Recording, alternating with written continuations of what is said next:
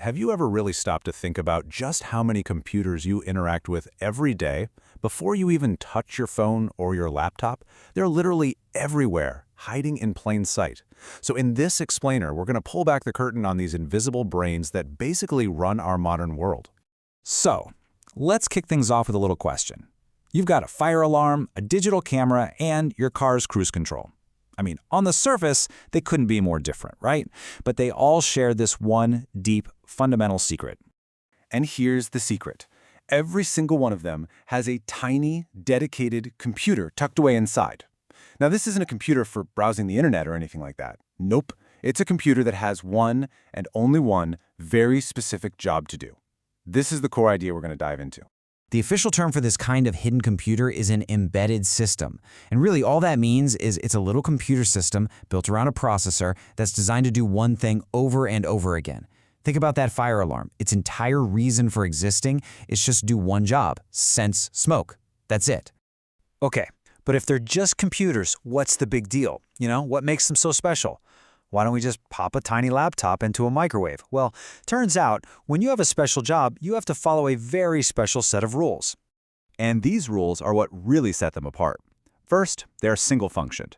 A pager is always a pager. It's not going to wake up one day and decide to be a calculator. Second, they are tightly constrained. I mean, they have to be cheap, they have to be tiny, and they have to sit power. And third, and this one is absolutely crucial, they are reactive and have to operate in real time. And of course, they all have that little microprocessor brain at their core. Let's dig into that real-time idea for a second, because this is a total game changer. For an embedded system, getting the right answer, but getting it too late is the exact same thing as getting the wrong answer. The timing of the result is just as important as the result itself. And when you see why, you'll understand just how high the stakes can be. Yeah, let's go back to that cruise control. It's constantly checking your car's speed. If it senses you're slowing down on a hill, it needs to adjust the throttle right now. A delay, even a tiny one, could mean the difference between a smooth ride and, well, a total failure to control the car. The consequences are real, and they can be serious. So, how do these little guys actually do anything? How do they know what's going on in the physical world and then, act on it? Well, the basic idea is surprisingly simple. You can almost think of it like a living creature with senses and muscles. Everything kicks off with a sensor. This is how the system senses the world around it. It's designed to measure some physical thing, like the amount of smoke in the air, or the temperature, or how fast something is spinning. And it turns that measurement into an electrical signal the brain can actually understand. That signal zips over to the processor, the brain of the whole operation. This is where the decision-making happens. The processor takes that data from the sensor, looks at the instructions it's been given, and decides what to do. Is that enough smoke to trigger an alarm? Are we going too fast? Is it getting too hot? And last but not least, we have the actuator. These are the muscles. Once the brain makes a decision, it sends a command to an actuator to do something in the real world. That could be anything from making a loud noise, to hitting the brakes, to flipping on a cooling fan. It's the part that actually makes a change. This diagram puts the whole process together. You've got your sensor gathering info from the real world. Now that information is usually analog, like a sound wave. But the processor only thinks in digital, in ones and zeros. So first, the signal has to go through an analog to digital converter. The processor then uses its memory to think and make a decision. That digital command then gets converted back into an analog signal to power the actuator, which goes and does something in the physical world. It's a really elegant loop. Sense, think, act. Simple, but incredibly powerful. All right, let's zoom in a little closer on that think part of the loop.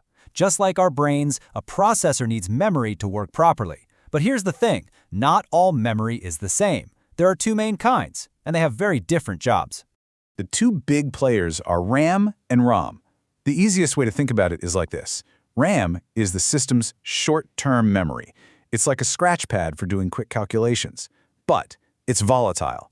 That means if you cut the power, poof, everything on the scratch pad is gone. ROM, on the other hand, is the long-term memory. This is where the system's core instructions, its whole personality, is stored permanently. It's non-volatile, so those instructions are safe and sound, even if the power goes out. Now, when we talk about that short-term scratch pad memory, the RAM, there are really two main flavors you'll run into, both in embedded systems and in computers in general. We've got static RAM, or SRAM, and dynamic RAM, DRAM. And this table here really lays out a classic engineering dilemma. On one hand, you've got SRAM. Think of SRAM as a world-class sprinter, unbelievably fast but also more expensive and uses more power.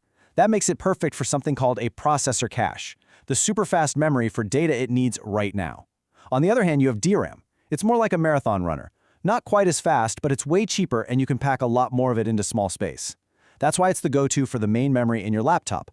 It's all about picking the right tool for the job. So now that we've had a peek under the hood, let's zoom back out. You see, embedded system is a huge umbrella term. It covers everything from the dirt simple to the astonishingly complex.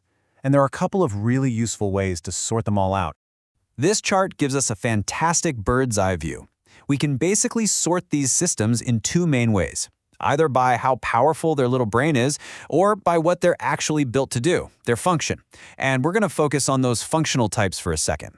First up, you've got standalone systems. These guys are happy to work all by themselves, like an old MP3 player or a digital camera. Then you have the real-time systems we've been talking about, where every microsecond counts, like in a car's engine control. Next are networked systems, which are all about communication. Think of a home security system that pings your phone. And finally, you have mobile systems, which are a whole special category designed for the crazy constraints of portable devices like our phones.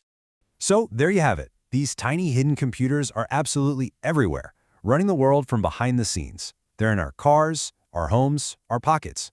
And that leaves us with one final, really cool question to chew on.